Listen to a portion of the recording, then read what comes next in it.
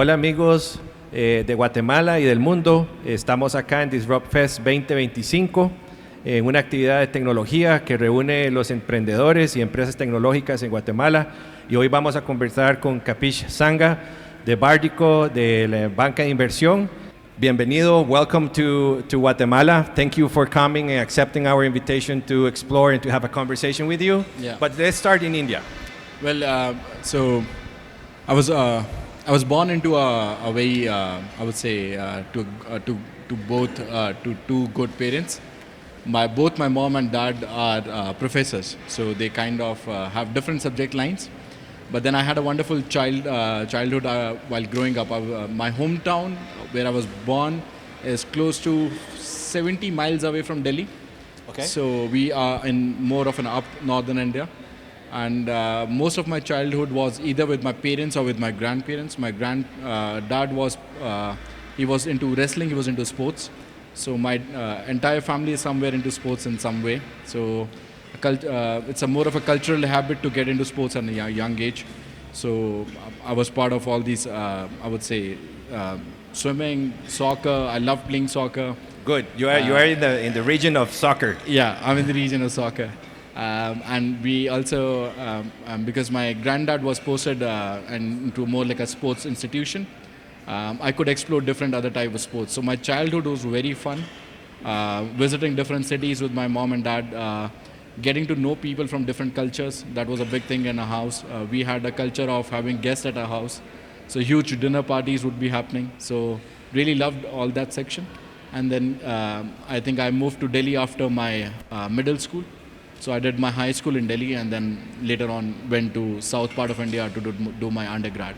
You did an undergrad on engineering, right? Yeah, I did my undergrad in computer science engineering, and I did it from Vellore Institute of Technology. It's called VIT. It's based out of south of India. Okay. It's completely different culture when you compare it in India to a northern part of the side where I was born. But it's wonderful. The people are different. The culture is totally different from where I was born, but they're very accommodating people. I hope you visit that city one day. It's at the new tech hub for India, Thank you, Kapish. it's an emerging place. So from engineering, you went to US looking for your master's degree. Yeah. Is that right?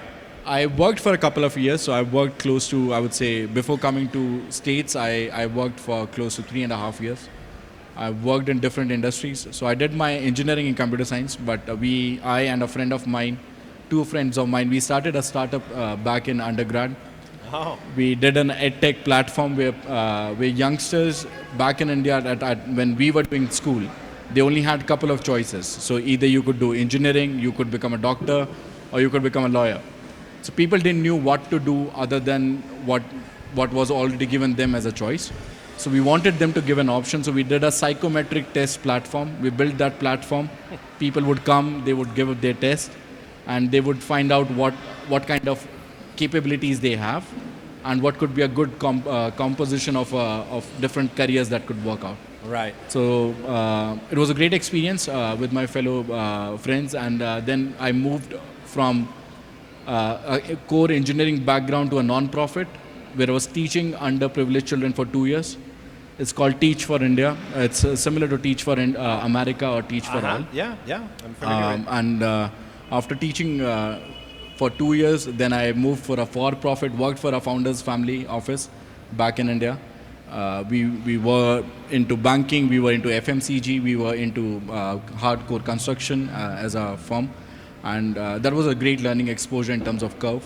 And then I did a freelance consulting project for a member of parliament. So it's been a couple of different projects. Oh, so you've been around into public policy, engineering, entrepreneurship. Yeah. So far, right? Yeah, I think I'm exploring my 20s. Yes, and you are taking advantage of your youth, right? Yeah. So I met you when you were a student at Cornell. Yeah. Right. So you moved to U.S. You went to the great school, great university, no doubt. Yeah. Why the master's degree on the field you decided? So I believe I came to a point where I wanted to understand what exactly is it that I'm looking for, because I was trying different fields in terms of my career, and I really loved all of them. But I wanted something where I could, I would say, I wanted a field where I could club in my skills, both hard skills and soft skills, Yeah. and would want a future where I could work on the intersection of all these 3-4 skills or sectors that I've already worked in. And that's the reason why I chose to do a master's, and specifically a master's in public administration, which is a part of the public policy school. Right. Because Cornell was another one big choice for the reason that Cornell gives you the freedom to study whatever you want to study and wherever you want to study. So that was one choice. And the second choice was in terms of program. So I didn't want it to do a hardcore business program because your mindset becomes a core business-minded individual. I love meeting new people. I love exploring new areas. So public policy gives you that freedom to kind of understand how different systems work. Right. So be it government, be it non-government, be it businesses and how they interact. So it kind of came, I think that it worked for me. Yeah, let's stop on the intercultural education and decision to move away from your culture. One is used to, right, to the culture, and you move to another culture. Yeah. Many of our audience, there are entrepreneurs, perhaps looking or seeking for a degree or looking for a certification in the US or any other country. So how was the change for you? It was easy to adapt. It was tough. What could, if I can ask you for tips from yourself, from your life experience, if someone here is hearing us thinking on, okay, I would like to go and have a master's or BA or something, but culture is a barrier sometimes for people. Yeah. So how do you manage that? So I think the biggest lesson for me was to get out of the comfort zone. I started to get too much comfortable back at home. I was living alone. I've been independent since high school. So that wasn't an issue, but I believed I wanted to kind of explore different culture. United States is more professional, cultural, I would say, in terms of the way people work, the way people have day-to-day activities that are planned. We back at India, we enjoy our lives in a different sense of way. So it was a different cultural format in terms of how people function. So that was a big lesson for me, to observe people initially. Okay. What is it that is expected out of me? What are the habits that I could at least improve so that I could adapt it more faster? That was one thing.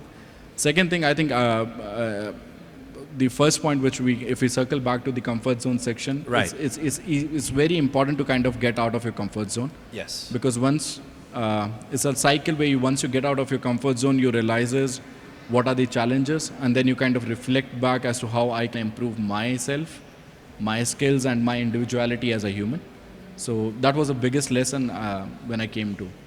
And I think the most important section of the entire concept of moving from India to States and adapting to the culture is meeting people, having conversation with different cultural people, being open to criticism as well. I would say the positive criticism. Yes. So that if it's a negative criticism, you can just keep it aside. If it's a negative thought, you can keep it aside. But if it's a positive criticism, I would say it's good to listen to people. Yeah. Have a habit of listening to people so that you can improve yourself. So that was a great experience, I would say. And in terms of you just mentioned about negative or constructive comments on your way of life or how you behave, and how about your professors? How they influence you, the professor from the States, in getting this vision of the world that you are trying to achieve and to have? So my experience in States, and specifically the States education system, is quite different. I believe so the major difference between how Indian education system and the United States education system is different, and why United States education system is far better than any other education system in the world, is because they insist you to ask questions. So that is the primary factor. So the moment you come from a mindset of giving answers and you change your mindset to asking questions, Wow. Yeah. you become a student again. Yeah. And you would want to know and understand people more. So it kind of helps you out. And professors, at least I was lucky, I had different professors who came from different life path, had different exposure, and they were very humble in terms of accommodating us because we came from different cultures. So there were, I think, 100 people in my batch. Yeah. And at least 70% of them were from different countries. Yeah. So all of us came with different life stories, different life backgrounds. And when it came to professors, they would listen to you for as long as you would speak, you would want to speak. So that was a very comfortable space to kind of bring in. And then they would push you to become better in terms of asking better questions, helping you in your assignments, what to do, what not to do. And then giving you this entire playground where you could just play in Cornell. You explore your different subjects, you explore what you want to do in life. So there's no rigidity in that sense. So that was very helpful. So speaking about exploring, so you got the opportunity to hear about Central America from Cornell. They share the opportunity to visit Costa Rica first. From Costa Rica, when I met you, you said to me, this is a very interesting area of the world. Yeah. So let's start the landing gear switch down to talk about Central America and banking experience that you were having. Why Central America? Why you had interest on Central America and Costa Rica first, and then keep investigating about Central America and our countries?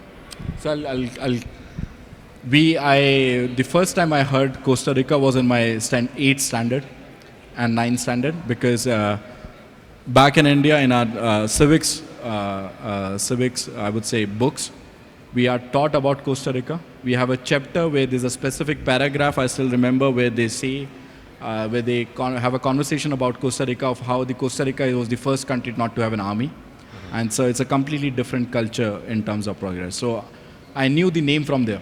Okay. So that was my 8th. That was the first one. That was the first interaction with the name. But when we came to Cornell and I had this opportunity to visit this different region altogether, I really wanted to explore it because I met a couple of my friends who came from Latin America and Central America. And I loved the way the culture kind of, the habits that they had, the conversations that they had, and they were very warm people. So when we had this opportunity, I visited Costa Rica and kind of explored the Central America in general. And when we went back, I understood one thing, which was primarily because at that point of time more Costa Rica, but then I started to read more about how the sector and the region is growing.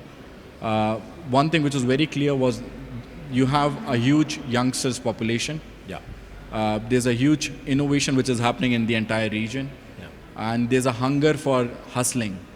People want to hustle, they want to earn more, they want to improve their living standards, and they look up to improving their, I would say, in terms of their qualities of living, in terms of their skills. So that was a very impressive idea.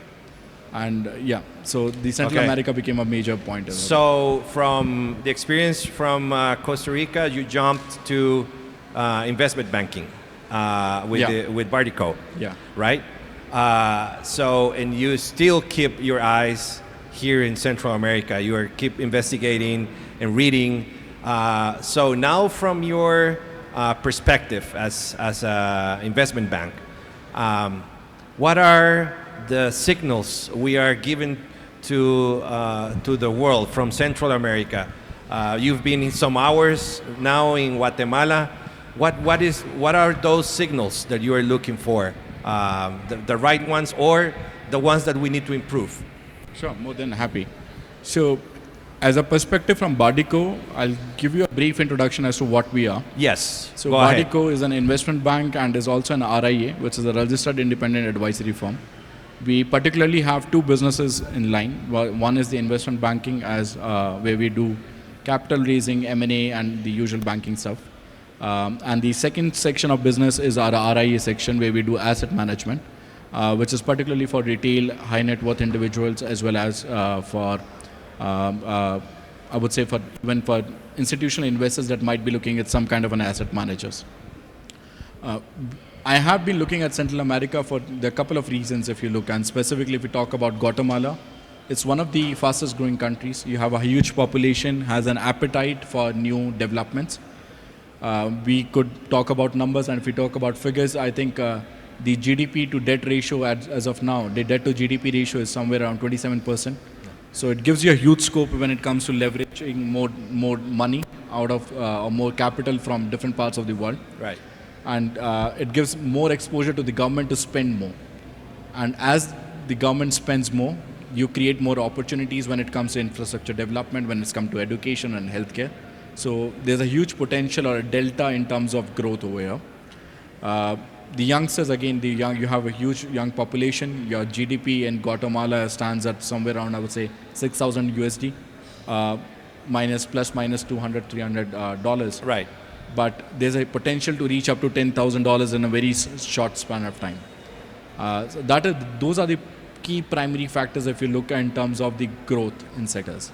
And then you have this new geopolitical angle that are coming into the picture where the supply chains are diversifying across the world.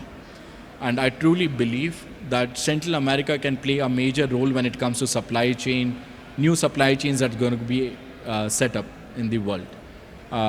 Guatemala, speaking specifically for Guatemala, I believe Guatemala has the potential to become the crown jewel when it comes to the supply chain ecosystem.